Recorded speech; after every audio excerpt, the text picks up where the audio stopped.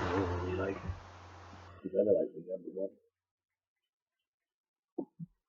Hello everyone, it's me, Thomas Fixter, coming to you with a video. How to make big decisions based on your Myers-Briggs type. Have you ever made a decision that you didn't sit right with you? Maybe you went with the logically correct and practical choice. If you want to follow your heart, or maybe you give into a knee-jerk reaction and immediately regret it. When it comes to knowing how to make decisions, there are so many right answers, and depending on your personality, you may have totally different interpretation of what's next. Some people have a strong initiative feelings. How about to approach a job offer, a marriage proposal, or a decision to move? Others make choices that are rooted in fact, past experience, or what's best for all involved. And for the rest, the decision-making process involves a blend of all factors listed above. Not sure where you fall on that conundrum. Below, use your Myers-Briggs type to learn what you likely ask yourself when approaching a major decision, according to your strongest traits and values. Still haven't learned your Myers-Briggs yet? You can find out from here. Below, learn how to make your decisions that are best for you according to your Myers-Briggs type. Consider past present, then feedback from close loved ones. ISFRGs process information through past experiences. When approaching a big move or new opportunity, you'll need to ask yourself what's worked for you in the past and if you feel comfortable taking the step. You can also very driven to make sure everyone in your inner circle is happy. So make sure to consult families and friends and consider your decision will impact everyone you love. ESFG. Consider input from others, then pass precedence. ESFGs are big lovers of people. Your family and friends mean everything to you, so it's important to verbalize your thoughts and fears to them when you're making their decisions. Get their feedback because you thrive on their approval to feel okay moving forward. It's also important for you to assess what's worked for you in the past or where you can change what has not worked.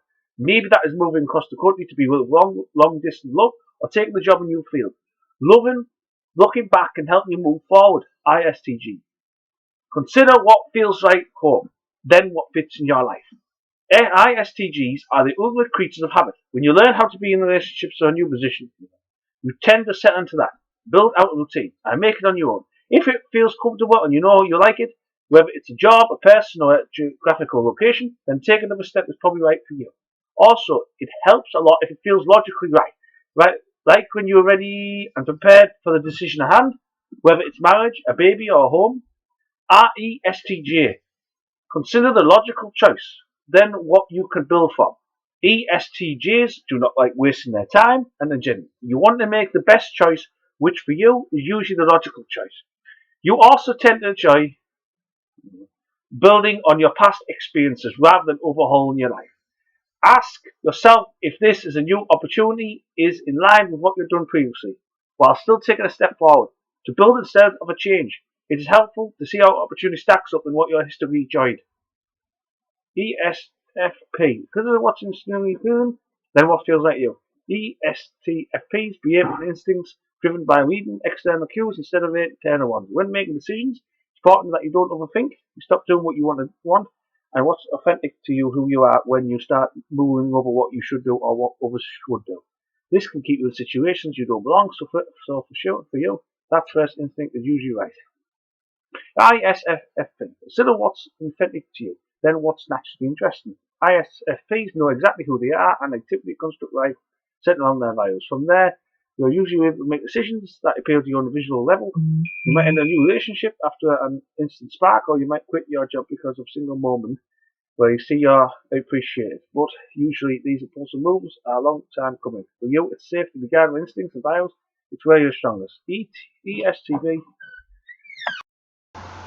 ESTP is constantly moving on the state only as long as it makes sense to your own personal system logic. You are obvious when you acknowledge and recognize when it's time to move on. When you know you want to move, you're checked out where you are constantly living. You could pick up your stuff and jet lag out on the next site. Don't overthink it. ISTP. Consider what aims with your life choices, then what's instantly appealing. ISTPs rarely change their mind because they know what they like and what works for them. You have deeply personal system of beliefs and logic that runs your life. And when something comes into your life and that aligns, you know, maybe make decisions in line with what you enjoy, inspires you, and excites you. Usually, if you follow your authentic interests, you'll be making the best choice. ENSFP. Consider what will promote growth, then what feels right for you. The worst fit for ENFPs is the stagnate. You can't stay at a place where you're not viral or growing. If you are stuck in old patterns of thinking, holding on to negativity or not learning new things, it's time to make a change. And when you see some of that figure your interest in lands your values and you can see growth, it's like it's time to change. You often make sweeping decisions all at once. INFP. Consider what feels authentic, then what will happen when you grow. INFPs are used to make us understand, and some things to feel pressure to make decisions that others will understand. But bending to others' thoughts about your life will never make you happy.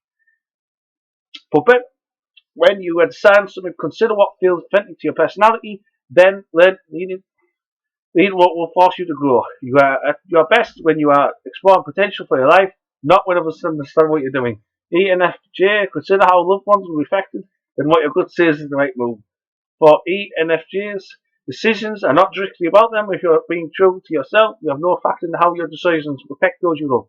Next, use that information to help you go with your gut. Strong initiative. You can get all the intel you want from others, but only you will know the best choice. INFJ, consider what your gut says and how everyone reacts. You will usually know the choice you want to make, and you want to come to that decision quietly over time. Lots of thought. As an moment, your gut check is your inner circle. When you approach making a big decision, you'll be better if you make present in your closest friends and family for feedback. But 99 times out of 10, you will know what's right for you and will already be one foot in. INTJ, consider what your intuition says, then the logical choice for your life. INTJs are very private decision makers. You rarely consult others, and sometimes the choice you make will seem out of left field of your friends and family. You are your best when you ask yourself just two questions. Does this feel right in my gut, and can I pull it off? A big move passes both the gut and love. You were directly in the foot execution mode. INTP. Consider what makes sense to you, then what will help you grow. INTPs are stubborn in the choices. You know what you'll think and how you want your life to go, and then you don't need to apologise for that. You will probably know who or what you want quite easily, but you don't get carried away peddling in your life before you stop for the good check about whether you're not to help you to grow. Only pursue it if the answer is yes. ENTP. Consider what will expand you, then what makes sense for your goals. ENTPs chase possibilities because they are easy bored. Since you thrive on inspiration, you are looking to make the kind of decisions that will sustain that feeling. For you, big decisions are about balancing the magic with logic. If you're considering a breakup, a proposal, or taking a new job, you have to first ask yourself if the possibilities seem more abundant than attractive. Then you have to ask if the move makes sense for your overall life goals. You should lead with your excitement, but make decisions with an eye toward what you want into the future. ENTJ, consider logical choice, but what your gut guides you toward. ENTJs are often called cold because they lead with their head in all things. Change must fit in your life seamlessly, making sure boxes are checked. Is just how you're wired. Approach any early decision with a sort of calculation of thought, and then consider whether it feels right, and you can see yourself doing it. If yes, you can solidify your decision and go all in. If you're not right, if you're not straight, okay. Well, guys, that's time here. Thank you for watching. If you subscribe to my channel and like and share and comment on the video.